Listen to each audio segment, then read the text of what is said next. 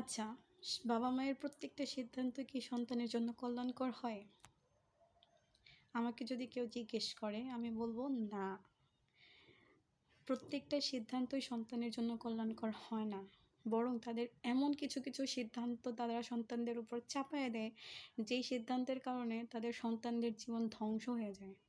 একটা সুস্থ স্বাভাবিক সুন্দর জীবনটা একটা আগুনের একটা আগুনের গোলায় পরিণত হয়ে যায়। এটাই বলবো।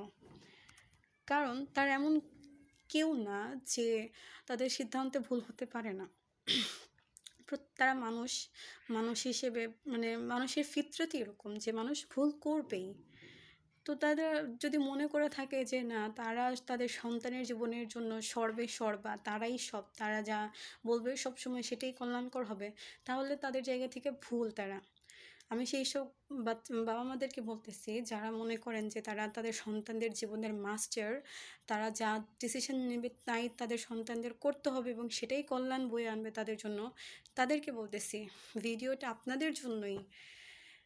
দেখেন, প্রত্যেকটা মানুষের ব্যক্তি স্বাধীনতা আছে, ইসলামই দিয়েছে ব্যক্তি স্বাধীনতা।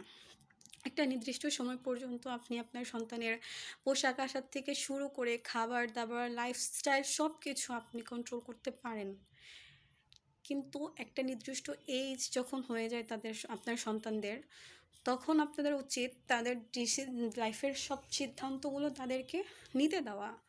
আপনি তাদেরকে বলতে পারেন যে হ্যাঁ, তোমার এই ডিসিশনের পরিণতি এরকম হতে পারে, এমন হতে পারে, মানে ভালো কোনটা মন্দ কোনটা সেটা তাদেরকে বুঝ দিয়ে দিতে পারেন, দুনিয়া এবং আখিরাতের জ্ঞান দিতে পারেন। তাদেরকে আপনি ওয়ে দেখাইতে পারেন যে এই ওয়েতে গেলে তোমার ফলাফলটা এরকম হবে, এই ওয়েতে গেলে এরকম হবে। কিন্তু ওয়েটা আপনি চুজ করে দিতে পারেন না। ওয়ে চুজ করার একমাত্র রাইটস তারই আছে, যে ওয়ে চুজ করবে। আপনি তাদেরকে ফোর্সও করতে পারবেন না যে এই ওয়েটাই তোমাকে চুজ করতে হবে, নো। তো বেশিরভাগ ক্ষেত্রে যেই জিনিসটাতে ফোর্স করা হয় আমাদের এই বাংলাদেশের মতো দেশে, সেটা হচ্ছে মেয়েদের প্রত্যেকটা ক্ষেত্রেই প্রত্যেকটা ডিসিশনের উপরে হস্তক্ষেপ আছেই ফ্যামিলির, বাবা মার। তারপর তাদের ডিসিশনের উপরে ফোর্স করে তাদেরকে আর কি রাজি করানো হয়। তো সব থেকে বেশি যেটা হয় ছেলে মেয়ে উভয়ের ক্ষেত্রে বলবো, সেটা হচ্ছে বিয়ের ব্যাপারে বেশি হস্তক্ষেপ করে ফ্যামিলি এবং বেশি প্রেশার ক্রিয়েট করে, তাদের সিদ্ধান্তই মেনে নিতে বাধ্য করা হয় তাদের সন্তানদেরকে। ছেলেদের ক্ষেত্রে যদিও এটা কম, কিন্তু মেয়েদের ক্ষেত্রে এই জিনিসটা খুবই বেশি। তো আমি বলবো you have no rights to force her. আপনার বাচ্চাকে, আপনার মেয়েকে ফোর্স করার কোনো অধিকার আপনার নাই। ইসলাম আপনাকে সেই অধিকার দেয় নাই। ইসলাম আপনাকে বলছে আপনি চয়েস দিতে রাখতে পারেন তার সামনে, আপনি তাদেরকে সাজেস্ট করতে পারেন যে অমুক তোমার জন্য ভালো হতে পারে, অমুক তোমার জন্য এই মানে তার গুণগুলো তার সামনে প্রেজেন্ট করতে পারেন। ডিসিশনটা সে নিবে, তার পছন্দ হলে সে বিয়ে করবে।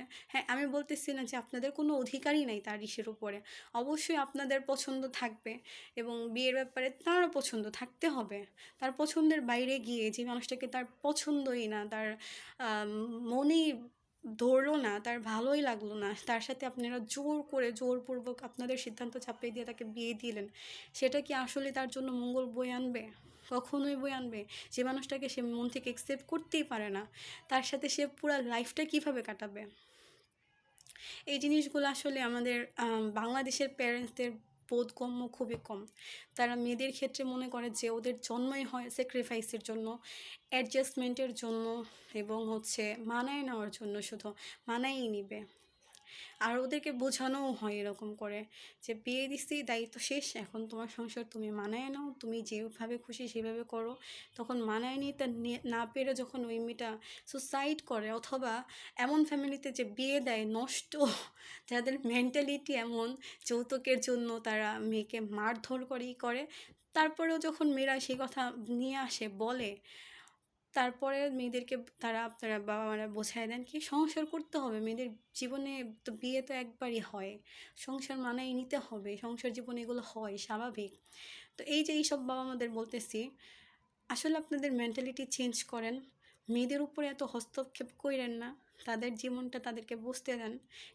কারণ যে মানসিক প্রেশারগুলো তাদের উপর থেকে যায়, যে ফিলিংসটা তার খারাপ লাগার ফিলিংসের ভাগ আপনারা নিতে আসবেন না, তার খুশির ফিলও আপনারা নেবেন না, আর যে একাকিত্ব মানসিক প্রেশার দিয়ে যায় সেই ভাগটাও আপনারা নিতে আসবেন না। সো প্রত্যেকটা মানুষের কষ্টও তার, আমি মনে করি প্রত্যেকটা মানুষের কষ্টও তার ব্যক্তিগত নিজস্ব, তারপর হচ্ছে খুশিটাও ব্যক্তিগত নিজস্ব। তো এটাই হচ্ছে কথা। আপনারা প্লিজ মেয়েদেরকে ম্যানিপুলেট করা, ইমোশনাল ব্ল্যাকমেল করা, ফোর্স করা বন্ধ করেন এবং তাদের লাইফে ডিসিশন তাদেরকে নিতে দেন।